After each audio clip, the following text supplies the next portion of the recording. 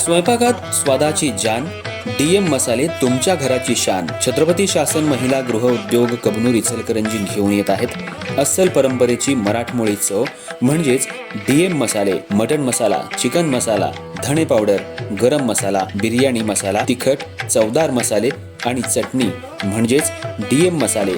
तर आजच आपल्या जेवणाची रंगत वाढवण्यासाठी केमिकल विरहित डीएम मसाले, गृहिणींच्या मनातले मसाले आणि चटणी अवश्य वापरा. डीएम मसाले महिला बचत गटाद्वारे करणारे स्वच्छ माफक दरामध्ये म्हणजेच डीएम मसाले.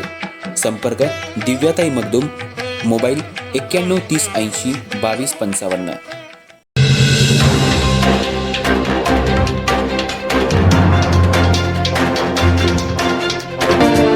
इचलकरंजी शहरालगतच्या सोलगेमाळा परिसरात आज एक दुर्दैवी घटना घडली असून नदीत पोहण्यासाठी गेलेल्या युवकाचा बुडून मृत्यू झालाय. आर्यन मसरांग वय 16 असं मृत युवकाचं नाव असून या घटनेमुळे परिसरात शोककळा पसरली आहे. दरम्यान घटनेची माहिती मिळताच आयजीएम रुग्णालय परिसरात नातेवाईक, मित्रपरिवार आणि नागरिकांनी मोठी गर्दी केली होती.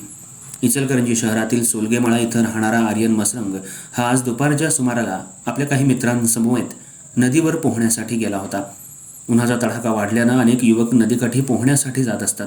त्याचप्रमाणे आर्यनही आपल्या मित्रांसोबत नदीवर गेला होता. मात्र आर्यनला व्यवस्थित पोहता येत नसल्याची माहिती समोर आली आहे. असं असतानाही त्यानं नदीत उडी मारली. सुरुवातीला तो मित्रांसोबत पाण्यात खेळत होता, मात्र काही वेळातच तो नदीतल्या खोल भागाकडे गेला आणि अचानक गाळात अडकला.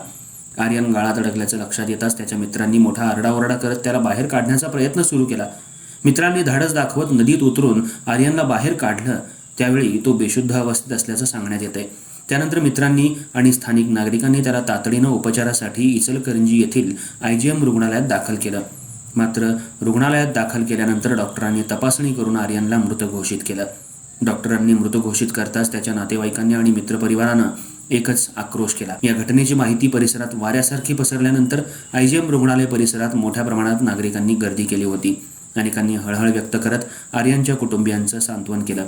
दरम्यान या घटनेची माहिती पोलिसांना देण्यात आली असून पोलिसांकडून पुढील कार्यवाही सुरू करण्यात आली आहे. नदी परिसरात सुरक्षिततेच्या उपाययोजना आणि पोहता न येणाऱ्या युवकांसाठी खोल पाण्यात न जाण्याबाबत नागरिकांमध्ये पुन्हा एकदा चर्चा सुरू झाली आहे.